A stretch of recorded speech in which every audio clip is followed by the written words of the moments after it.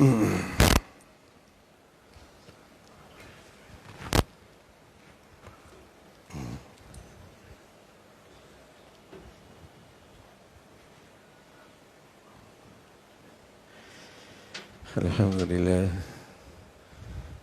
لله والصلاة والسلام على سيدنا محمد وعلى آله وأصحابه أجمعين.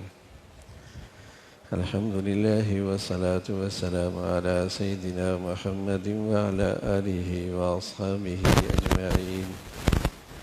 أما بعد فأعوذ بالله من الشيطان الرجيم. بسم الله الرحمن الرحيم. يا عبادي الذين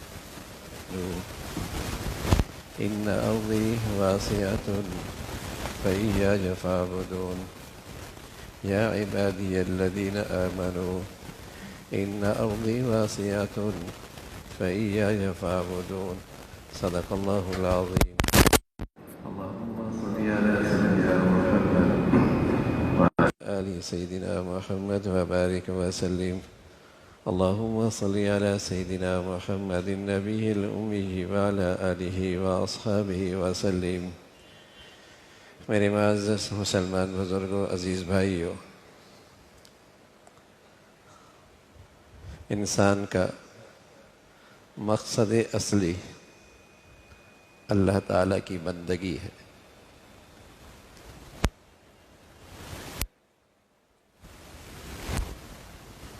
زندگی کا مقصد اصلی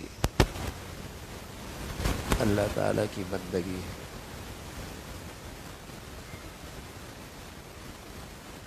اللہ تعالیٰ کی بندگی، اللہ کی عبادت،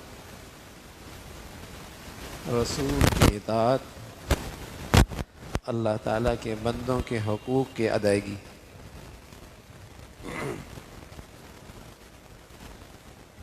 مقصد زندگی اللہ تعالیٰ کی بندگی ہے. باقی سب ضروریات ہیں اور خواہشات.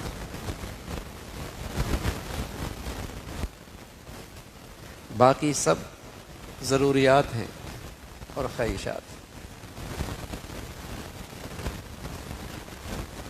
زندگی کا مقصد اللہ تعالیٰ کی بندگی ہے. اس بندگی کی خاطر اللہ نے اس دنیا میں ضروریات بھی رکھی ہیں اور یہ انسان اپنی خواہشات بھی پوری کرتا ہے.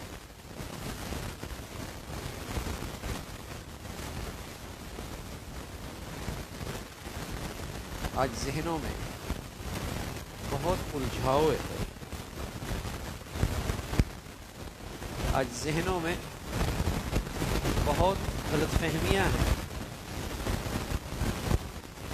کہ انہوں نے اپنی خواہشات کی خاطر مقصد اصلی کو فراموش کر رکھا ہے اور اس پر کوئی افسوس، شرمندگی نہیں. اپنے بچوں کی خواہشات کی خاطر انہیں زندگی کے مقصد سے محروم رکھا ہے.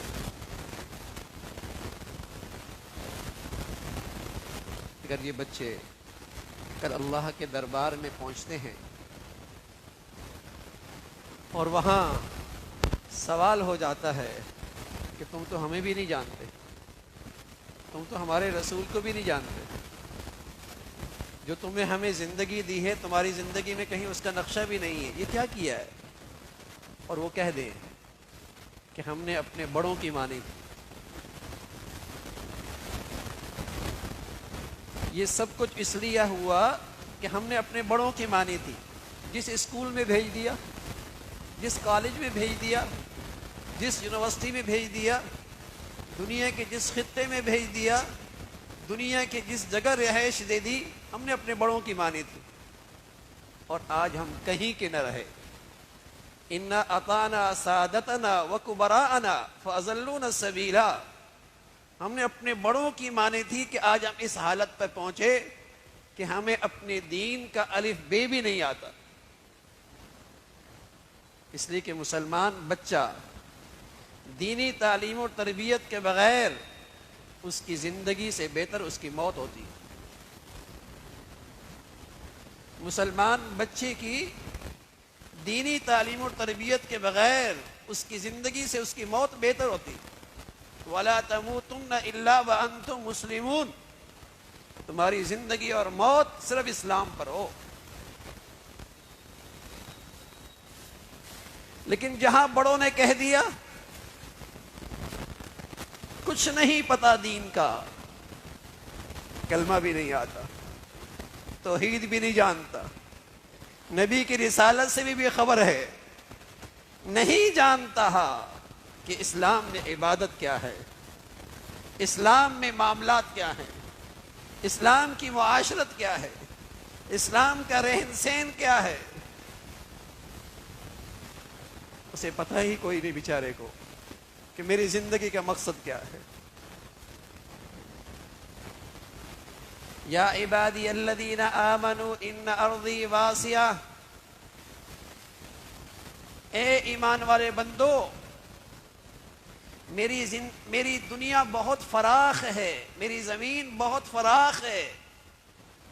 اگر تمہیں میری بندگی کا ماحول میسر نہیں، کہیں اور چلے جاؤ. جہاں تمہاری بندگی اور مقصد زندگی مشکل ہو رہی ہے، وہاں سے کہیں اور چلے جاؤ، اس لیے کہ میری زمین بہت فراخ ہے، عبادت تو میری ہی کرنی. فَإِيَّايَ فَاعْبُدُونِ.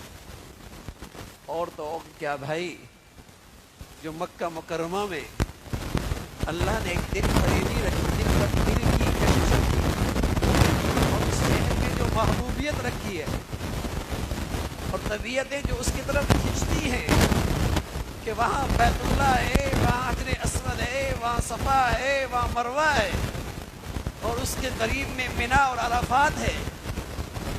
لیکن جب اللہ کے نبی صلی اللہ علیہ وسلم نے دیکھا اس سرزمین پر بھی اللہ کی بندگی مشکل ہو رہی ہے، اپنے پیاروں سے کہا یہاں سے چلے جاؤ، حبشہ چلے جاؤ، یہاں سے چلے جاؤ، حبشہ چلے جاؤ. اب بتائیے، جب مکہ میں زندگی مشکل ہو گئی، مقصد زندگی مشکل ہو گئی، تو کہا یہاں سے چلے جاؤ. اور پھر دنیا کا کون سا شہر ایسا ہے جو کسی شمار اور قطار میں آ سکتا ہے؟ جس کی کشش میرے بچوں کے دل میں ہو، جس کی چاہت مسلمانوں کے دلوں میں ہو. مسلمانوں کے ہاتھوں وہی خطہ زمین سب سے محبوب ہے جہاں اس کا مقصد زندگی پورا ہو رہا ہے، جس کی کشش میرے بچوں کے دل، جہاں اس کا مقصد زندگی.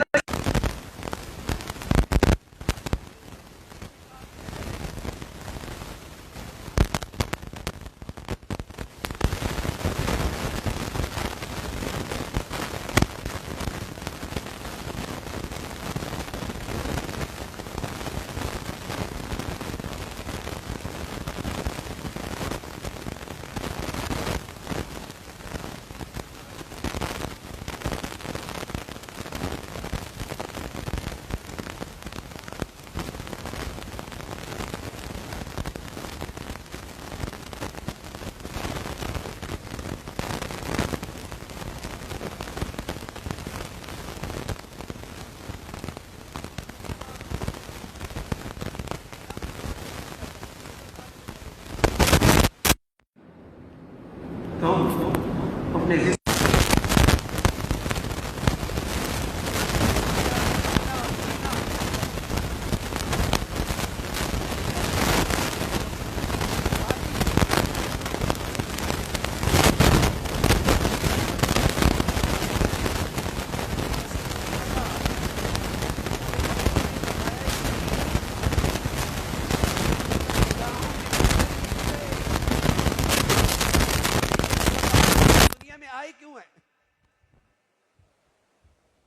وہ تو سمجھ بیٹھے بیچارے کہ زندگی کا فلسفہ ہے کہ خوب کھاؤ، خوب عیش و عشرت کی زندگی گزارو، یہی کامیابی ہے، یہی خوش نصیبی ہے، اسی کے اقبال بلند ہیں، اس کے نصیب جاگ گئے اور اس نے دوڑ لگا رکھی ہے.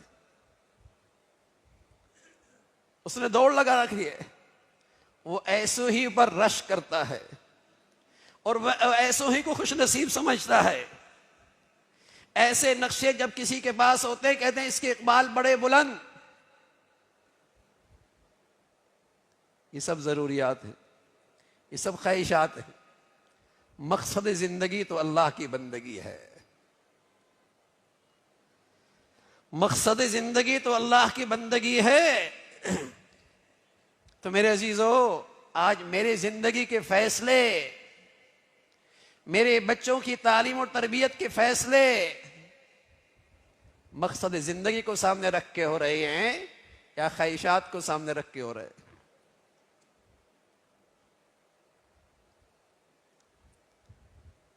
کتنا الجھاؤ آ چکا ہے آج ذہنوں اور فکر میں، کیسی غلط فہمیاں پیدا ہو گئی ہیں۔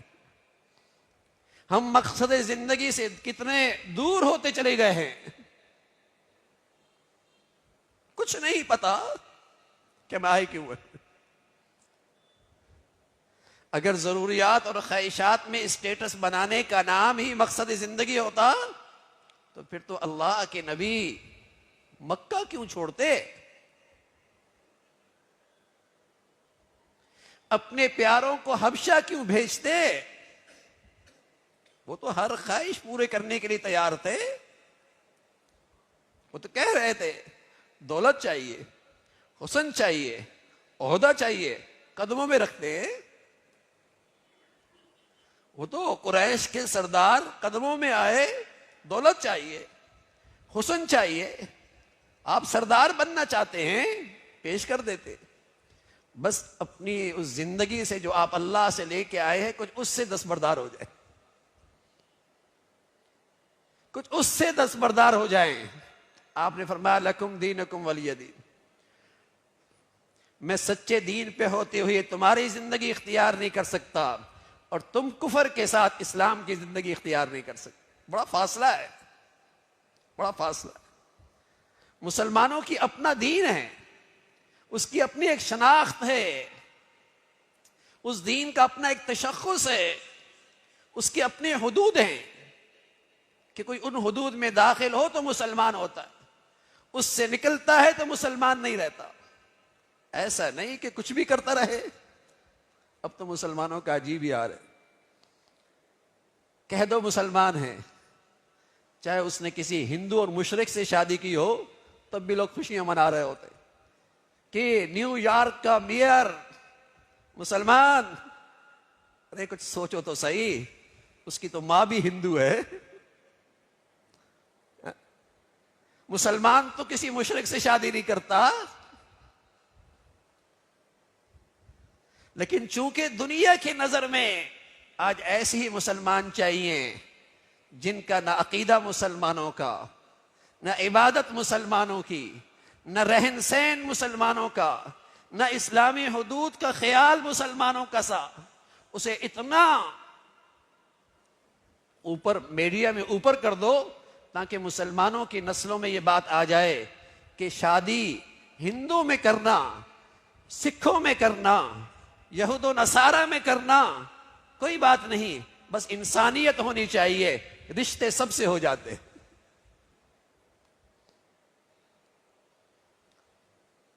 اسلام کی تو اپنی ایک زندگی ہے، لیکن آج نئی نسل کو دین سکھایا کہاں کہ اسلام کے حدود کیا ہیں، کس سے آدمی مسلمان رہتا ہے اور کس کے نکلنے سے آدمی مسلمان نہیں رہتا۔ وَلَا تَنْكِحُوا الْمُشْرِكَاتِ حَتَّى يُؤْمِنْ، اے ایمان والو کسی مشرکہ سے تمہارا نکاح نہیں ہوتا جب تک کہ وہ ایمان نہ لائے۔ ہندو مشرک ہے،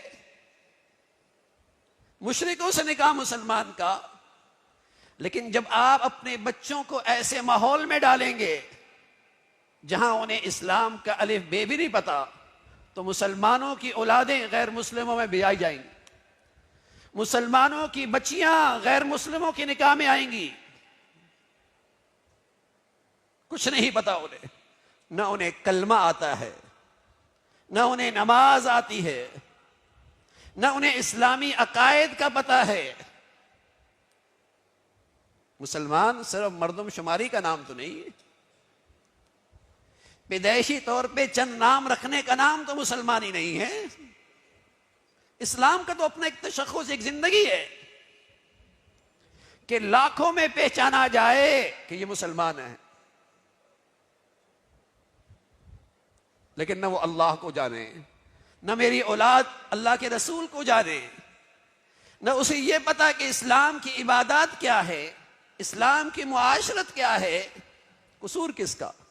ان بڑوں کا ہے جو انہوں نے اسے ایسا ماحول دیا جس سے وہ دینی تعلیم اور تربیت سے محروم رہا، اور کل قیامت میں اللہ کی بارگاہ میں اپنے باپ کی گردن پکڑے گا اور کہے گا اِنَّا أَطَعْنَا سَادَتَنَا وَكُبَرَاءَنَا، ہم اس حالت میں اس لیے پہنچے کہ ہمارے باپ نے ہم سے کہا اور ہم نے مانا،